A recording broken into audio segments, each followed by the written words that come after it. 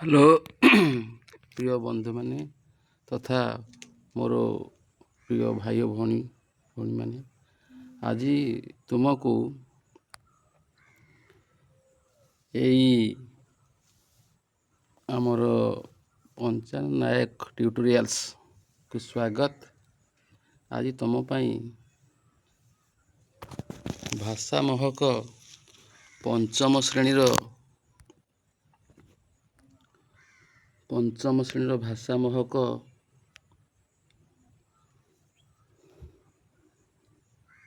ବିଷୟ। ଇଏ ଅଲଗା ବିଷୟ, କିନ୍ତୁ ସେଇଥିରେ ଗୋଟେ ଜାତୀୟ ପତାକା ଅଛି। ଆମେ କେବଳ ପଞ୍ଚପଦୀ ଲେସନ୍ ପ୍ଲାନ୍ କରିବା ପାଇଁ ଏଇଟା ତମ ପାଇଁ ଗୋଟେ ନମୁନା। ଆପଣମାନେ ସମସ୍ତେ এই ଭିଡ଼ିଓଟିକୁ ମୂଳରୁ ଶେଷ ପର୍ଯ୍ୟନ୍ତ ଦେଖିବେ, ମଝିରେ ସ୍କିପ୍ କରିବେ ନାହିଁ।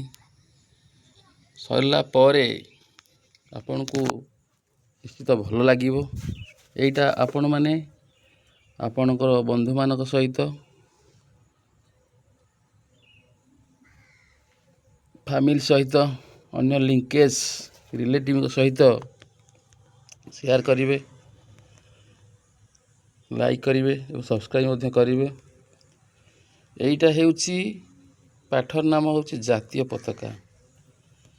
ଏଇ ଜାତୀୟ ପତାକା ଶିକ୍ଷଣର ଉଦ୍ଦେଶ୍ୟ ହେଲା ଛାତ୍ରଛାତ୍ରୀ ଜାତୀୟ ପତାକାର ମହତ୍ତ୍ୱକୁ ବୁଝିବେ, ଜାତୀୟ ପତାକାରେ ଥିବା ଅଶୋକ ଚକ୍ର ଅର୍ଥ ଜାଣିବେ, ପତାକାର ବର୍ଣ୍ଣ ରଙ୍ଗ ଜାଣିବେ, ପତାକା ପ୍ରତି ସମ୍ମାନ ଓ ଦେଶପ୍ରେମର ଭାବ ଜାଗ୍ରତ ହେବ।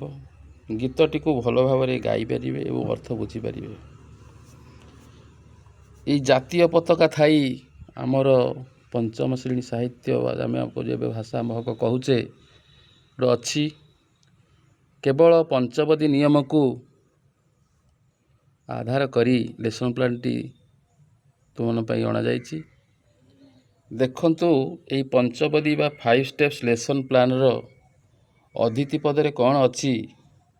ଜାତୀୟ ପତାକା, ଆମେ ଏଇଟା ତ ଇଣ୍ଟ୍ରୋଡକ୍ସନ୍ ଷ୍ଟେଜ୍। ଜାତୀୟ ପତାକା ବା ଲାଲକିଲ୍ଲାରେ ପିଲାମାନେ ପତାକା ଧରିଥିବା ଚିତ୍ର ଦେଖାଯାଇଛି।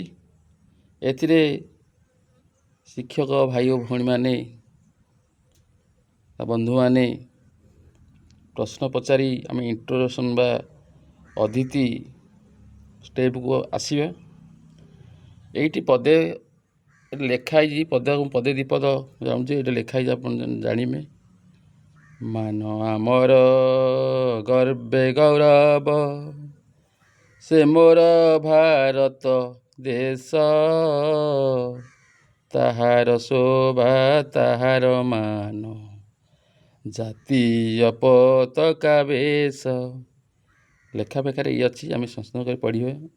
3 ରଙ୍ଗର ଏହି ପତାକା, 3ର ତାହାର ଗାଥା, କେଶରିଆ ରଙ୍ଗ ସାହସର ବାଣୀ, ତ୍ୟାଗ ଓ ବଳିଦାନର କଥା। ଗୀତଟି ସମ୍ପୂର୍ଣ୍ଣ ବୋଲୁଛି। ୟାର ଭାବାର୍ଥ ଜାଣିବା ପାଇଁ ଓ ଜଣାଇବା ପାଇଁ। ଧଳା ରଙ୍ଗ ଶାନ୍ତିର ପରିଚୟ, ସତ୍ୟ ଓ ପବିତ୍ରତା, ସବୁଜ ରଙ୍ଗ ସମୃଦ୍ଧିର ପ୍ରତୀକ, ଆଶା ଓ ଉନ୍ନତିର ଗାଥା। ମଝିରେ ଅଛି ଅଶୋକ ଚକ୍ର, ନୀଳ ଆକାଶ ସମାନ, 24 ଗତିର ଏହା ପ୍ରମାଣ। ଏହି ପତାକା ଆମର ଗର୍ବ, ଏହି ଆମର ଅଭିମାନ, ପ୍ରାଣ ଦେଇ ରକ୍ଷା କରିବୁ ଆମେ, ଏହା ଆମର ମହାନ ଜ୍ఞାନ। ଝଣ୍ଡା ଉଡ଼େ ଗର୍ବ ଆକାଶେ, ଗାଉ ଆମେ ସମସ୍ତେ ଗୀତ, ଜୟ ହିନ୍ଦ ଜୟ ଭାରତ, ମାତୃଭୂମିର ହେଉ ଜୟ ଗାନ। ଗୀତର ସାରମର୍ମ ବା ସାରାଂଶ ହେଉଛି, ଏହି ଗୀତରେ ଆମେ ଜାତୀୟ ପତାକାର ଶୋଭା, ମହତ୍ତ୍ୱ ଓ ଗୌରବର ବର୍ଣ୍ଣିତ ହୋଇଛି। ତିନି ରଙ୍ଗ କେଶରିଆ, ଧଳା ଓ ସବୁଜ ତ୍ୟାଗ, ଶାନ୍ତି ଓ ସମୃଦ୍ଧିର ପ୍ରତୀକ। ମଝିରେ ଥିବା ଅଶୋକ ଚକ୍ର ଗତି ଓ କର୍ମର ପ୍ରତୀକ। ଆମେ ଏହି ପତାକାକୁ ପ୍ରାଣ ଦେଇ ସମ୍ମାନ କରିବୁ ଓ ଦେଶ ପାଇଁ କର୍ମ କରିବାକୁ ସଂକଳ୍ପ କରିବୁ। ପିଲାମାନେ ଦେଖ ଜାତୀୟ ପତାକା ଧରି ଆଗେଇଛନ୍ତି।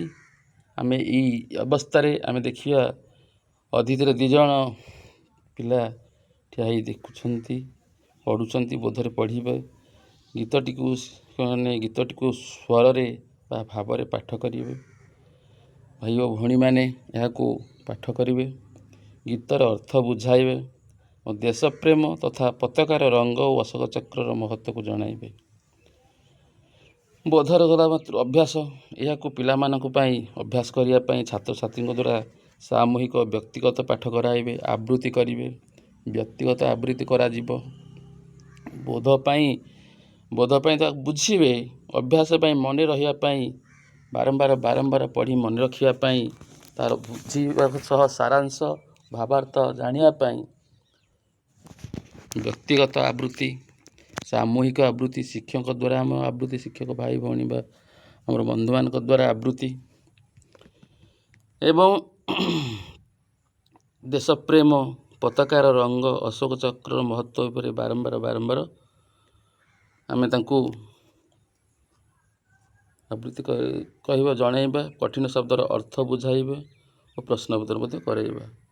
ଠିକ୍ ଉଚ୍ଚାରଣରେ ଗାଇବାର ଅଭ୍ୟାସ କରାଇବା, ଆବୃତ୍ତି କରାଇବା ଏବଂ ଚତୁର୍ଥରେ ପ୍ରୟୋଗ। ତାକୁ ଆମେ କ'ଣ ପ୍ରୟୋଗ କରିବା?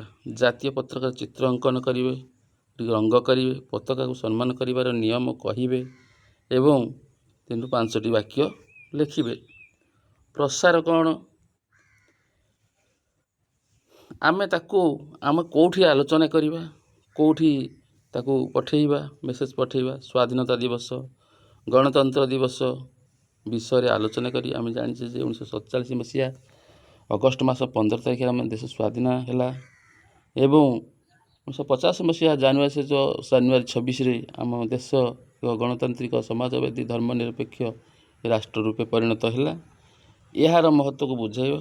ବର୍ତ୍ତମାନ ଜାତୀୟ ପତାକା ସହ ଜାତୀୟ ଗୀତର ମାନକୁ ଆମେ ବୁଝେଇବା। ଘରେ ଜାତୀୟ ପତାକାର ମହତ୍ତ୍ୱକୁ ବିଷୟରେ ଅଭିଭାବକ ବା ବାପାମାନଙ୍କ ପିତାମାତାଙ୍କ ସହ ପରିବାରର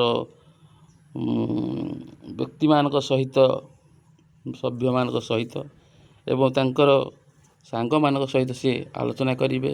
ବାହାରେ ତାଙ୍କର ତୁମର ଲିଙ୍କେଜ୍ ଥିବା ରିଲେଟିଭ୍ସ ସମ୍ପର୍କୀୟ ସହିତ ଆଲୋଚନା କରିବ। ଜାତୀୟ ପତାକାର ନିୟମ ପିଲାମାନଙ୍କୁ ଜଣାଇବା। ପତାକାକୁ ସବୁବେଳେ ସମ୍ମାନ ଓ ଯତ୍ନର ସହ ବ୍ୟବହାର କରିବା। ପତାକାକୁ ଭୂଇଁକୁ ଛୁଇଁବାର କୌଣସି ଦେବା ନାହିଁ। ପତାକାକୁ କେବେ ବି କୌଣସି ପୋଷାକ, ହର୍ଦ୍ଦା କିମ୍ବା ଅନ୍ୟ କାମରେ ବ୍ୟବହାର କରିବା ନାହିଁ। ପତାକା କ୍ଷତିଗ୍ରସ୍ତ ହେଲେ ଉଚିତ ସମ୍ମାନ ସହ ପରିତ୍ୟାଗ କରିବା। ପତାକାକୁ କେବେ ବି ଅନ୍ୟ କୌଣସି ପତାକାକୁ ନଷ୍ଟ କରିବା ନାହିଁ। ପତାକା ଉତ୍ତୋଳନ ସମୟରେ ସମସ୍ତେ ସାବଧାନ ଭାବରେ ଠିଆ ହେବା। ପବନ ପତାକା କରିବାର ଉଡ଼ିବା ନିରନ୍ତର କରିବା। କବିତାରେ ଆମେ ପ୍ରଶ୍ନ ଉତ୍ତର, କବିତାର ନାମ କ'ଣ? ଜାତୀୟ ପତାକାରେ କେତୋଟି ରଙ୍ଗ ଅଛି? ଆମେ ପ୍ରଶ୍ନ କରିପାରିବା। କେଶରୀ ରଙ୍ଗ, ଧଳା, ସବୁଜ। ପତାକାର ମଝିରେ କ'ଣ? ଅଶୋକ ଚକ୍ର। କେଶରୀ ରଙ୍ଗ କ'ଣ ପ୍ରତୀକ? ସାହସ, ତ୍ୟାଗ ଓ ବଳିଦାନ ପ୍ରତୀକ। ଧଳା ରଙ୍ଗ କ'ଣ ପ୍ରତୀକ? ଶାନ୍ତି ଓ ସତ୍ୟର ପ୍ରତୀକ। ସବୁଜ ରଙ୍ଗ କ'ଣ ପ୍ରତୀକ? ସମୃଦ୍ଧି, ଆଶା ଓ ଉନ୍ନତିର ପ୍ରତୀକ। ଅଶୋକ ଚକ୍ରରେ କେତୋଟି ଆର ଅଛି? ଅଶୋକ ଚକ୍ରରେ 24ଟି ଆର ଅଛି। ଆମେ ଜାତୀୟ ପତାକାକୁ କିପରି ସମ୍ମାନ କରିବା ଉଚିତ? ସର୍ବଦା ସମ୍ମାନ, ଗରିମା ଓ ନିୟମ ଅନୁସାରେ ବ୍ୟବହାର କରିବା ଉଚିତ। ଆମେ ଏଥିରେ କ'ଣ TLM ବା ଶିକ୍ଷାଦାନ ସାମଗ୍ରୀ ବ୍ୟବହାର କରିପାରିବା? ଚିତ୍ର, ପତାକା, କାର୍ଡ଼, ଭିଡ଼ିଓ, ପୁସ୍ତକ, ବର୍ଣ୍ଣ, ରଙ୍ଗ ଏବଂ କାର୍ଡ଼ ଇତ୍ୟାଦି ବ୍ୟବହାର କରିବା। ମୂଲ୍ୟବୋଧ ଆମର କ'ଣ ରହିବ? ଦେଶପ୍ରେମ, ଏକତା, ଶାନ୍ତି ଓ ତ୍ୟାଗକୁ ସମ୍ମାନ ଦେବା। ଜାତୀୟ ପତାକାକୁ ଦେଖ କେମିତି ପିଲାମାନେ ଜାତୀୟ ପତାକା ପାଖରେ ରହି ସମ୍ମାନ ଜଣାଉଛନ୍ତି, ସଲାମ ଦେଉଛନ୍ତି ଏବଂ ସମ୍ମାନର ସହିତ ଜାତୀୟ ପତାକା ତଳେ ରହି ଗୀତ ବୋଲୁଛନ୍ତି। ତେଣୁ ବନ୍ଧୁ ତଥା ଆମ ପ୍ରିୟ ଭାଇ ଓ ଭଉଣୀମାନେ, ନିଶ୍ଚିତ ଭାବରେ ଆପଣମାନଙ୍କୁ ଏଇ ଭିଡ଼ିଓଟି ଭଲ ଲାଗିଥିବ। ତେଣୁ ଏଟିକୁ ଆପଣ ଆପଣଙ୍କର ଅନ୍ୟ ବନ୍ଧୁମାନଙ୍କ ସହିତ, ପରିବାରର ବାପା ମା, ଅନ୍ୟ ବ୍ୟକ୍ତି ବା ସଭ୍ୟମାନଙ୍କ ସହିତ, ଅନ୍ୟ ଲିଙ୍କେଜ୍ ବନ୍ଧୁମାନଙ୍କ ସହିତ ଆପଣ ସେୟାର କରିବେ, ଲାଇକ୍ କରିବେ ଓ ସବସ୍କ୍ରାଇବ୍ କରିବେ। ଆପଣମାନେ ଏଇ ଭିଡ଼ିଓଟିକୁ ଦେଖିଥିବାରୁ ଆପଣଙ୍କୁ ଅଶେଷ ଧନ୍ୟବାଦ। ଜୟ ଜଗନ୍ନାଥ।